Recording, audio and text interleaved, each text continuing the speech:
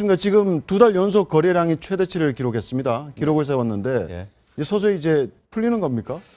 우리 대한민국 부동산 시장에 불변의 두 가지 법칙이 있습니다. 첫 번째가 이제 전세가율 60%의 법칙이라는 게 있어서 전세가가 매매가 대비 60%가 되면 이제 집을 산다는 건데 실은 이제 요 법칙이 조금 바뀌어서 네. 이제 전세가율 70%의 법칙이 네, 됐습니다. 좀 그래서 깨졌죠. 예, 최근에 70%까지 붙었는데 그 두 번째로 넘어가게 되면은 거래량의 법칙이라고 해서 거래량이 터지면 이제 집값이 오른다 이런 게 있는데 최근 1월과 2월에 조금 거래량이 터졌습니다. 그러니까 1월 달에 보면은 서울만요. 서울 아파트 거래량이 6,861건이었고 최근에 나온 2월 달에 아파트 거래량이 8,144건이었는데 이 자체로 최대치가 아니라 작년 1월, 작년 2월, 재작년 1월 최근 거의 한 6년간에 있어서 1월, 2월 거래량만 보면은 이게 최대치다.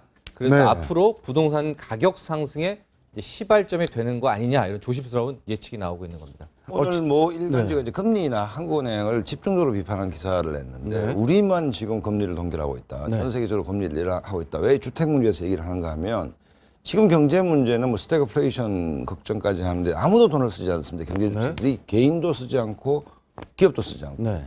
그래서 어딘가 물꼬를 좀 터야 되는데 이 시점에 한국은행이 움직인다면 주택 거래부터 해서 전체적으로 경제가 좀 이렇게 순환이 되는 어떤 모멘텀이 되지 않겠나 이런 생각이 듭니다.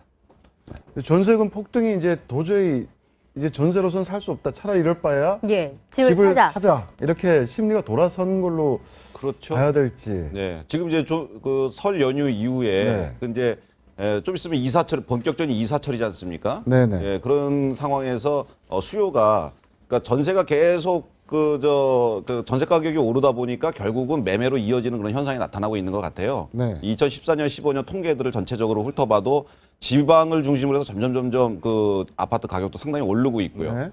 그 과거에 분양이 안 되었던 지역들이 상당히 요즘 분양이 활성화돼서 그 미분양률이 굉장히 떨어지고 있다 그러더라고요. 네. 그런다 그러면은 매매가가 상당히 오르지 않겠나 이제 그런 예측을 전문가들이 조심스럽게 해보더라고요. 네, 지금 뭐 여러 가지 요인들이 지금 복합적으로 있는 것 같은데 전세 품귀 현상도 맞고요. 또 청약 조건 같은 거 완화하고 저금리 대출도 정부가 확대를 하고 있고 네. 여러 가지 분석이 좀 있어요. 그렇습니다. 제가 최근에 집을 산 분 한 13명 정도를 인터뷰를 했었는데 이분들이 왜 집을 샀느냐.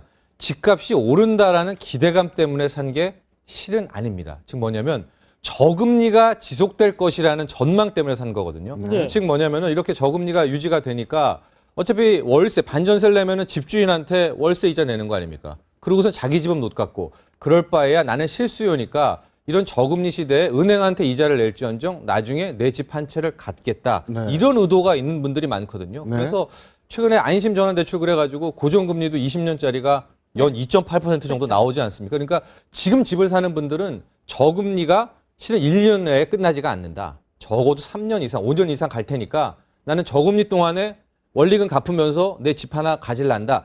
실은 이런 기대감이 훨씬 더 큰 것 같아요. 저금리에 대한 기대감이. 실제 1, 2월이 그렇게 가계대출이 늘어나는 시기가 아닌데 예. 큰 폭으로 늘어나고 있지 않습니까? 그렇죠. 이게 아마 예. 부동산 대출 영향이 큰 것 같은데 어떻습니까? 정부의 그동안 잇따라 내놓은 부동산 대책이 약발이 이제 서서히 조금 먹히는 분위기라고 봐야 됩니까, 이거? 결국 뭐 불어터진 국수 얘기가 또 안 할 수밖에 없는데 대통령은 이제 불어터진 국수 말씀하시면서 진작 했어야 되는 거 너무 늦었다라는 얘기인 거고 그래서 좀 효과가 늦게 나타난 거고 야당은 야 무슨 소리냐 그것 때문에 이게 거래가 활성화되니 뭐 전세값 올라가고 저금리 때문에 그런 거 아니야는 얘기를 하고 있는데 어찌됐든 간에 그 부동산 3법이 지금 실질적으로 효과를 주고 있느냐 안 주느냐를 떠나서 정부로서는 쓸 수 있는 수단을 다 쓰는 게 맞죠. 하고 네. 싶은 건 다 하게 해줘야 되는 게 맞습니다. 그러니까 대통령이 야 이거 부동산 3법 통과가 늦었다는 그런 발언도 이제 일리가 있는 발언이고 어찌됐든 간에 뭐 경제에서 if라는 건 없지만 부동산 3법의 효과도 어느 정도는 보고 있는 게 아닌가. 그렇지만 야당에 제기했던 저금리 기조랑 그 전세금 폭등 때문에 그 매매가 활성화되는 거 아니냐는 어떤 그런 시각도 전혀 틀린 시각은 아니죠. 네. 네, 오르진 않을 거란 기대감은 오를 거란 기대감은 없지만 떨어지진 않을 거라는 기대감은 있어서 집을 사는 것 같습니다. 네. 지금이 전문가로 보시기에 집을 사는 게 맞습니까? 저는 딱 5월까지만, 그러니까 3, 4, 5월까지만은 봐도 괜찮다라고 보여지는 게요. 서울 아파트 거래량이 10,000건을 분명히 찍어야 됩니다. 지금 이제 10,000건이요. 6,008건, 이제 800건, 8,100건인데 2월, 1, 2월로 치고는 굉장히 높은데요. 정말 부동산 시장에 살려면 서울 아파트 거래량 10,000건을 봐야 되고 두 번째가 한국은행이 한 번 더 금리를 내리느냐.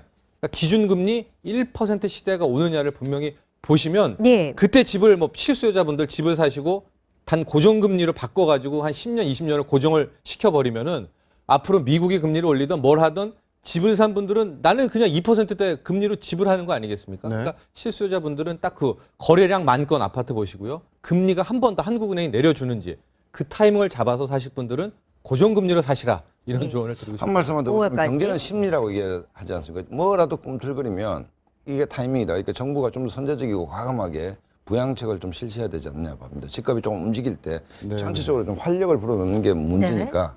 근데 비수도권 지역은 지금 버블 얘기가 나올 정도로 있기 때문에 굉장히 지금부터 정부 정책도 좀 더 정교하게 네. 들어가야 될 것 같습니다.